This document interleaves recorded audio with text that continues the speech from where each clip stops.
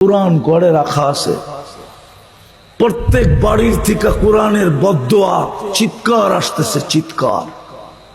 রব্বে কাবার কসম, জানি না হুজুররা মানবে কি মানবে না। প্রত্যেক বাড়ির থেকে কোরআনের চিৎকার আসতেছে। আল্লাহ যদি আমাকে আধ্যাত্মিক শক্তি দিত, তাইলে আমি এই মাউত এই রাস্তার ভিতরে লাগায়া মানুষকে শোনায়া দিতাম যে কোরআন বদদোয়া করতেছে চিৎকার দিয়া দিয়া, যে আল্লাহ কাদেরকে দিলা, কাদেরকে তুমি কালাম দিলা, তোমার কালাম কোরআন কাদেরকে দিলা, তুমি কথা বলার জন্য দিলা।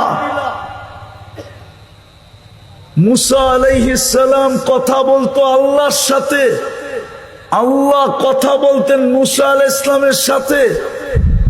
তো এই উম্মতকে কথা বলার জন্য নামাজ দিলেন। 90% মুসলমান নামাজ পড়ে না, আল্লাহর সাথে কথা বলার জন্য নামাজ দিলেন। মুসল্লি ইউনাজি রব্বা, 23 ঘন্টা নামা কথা বলার অনুমতি দিলেন।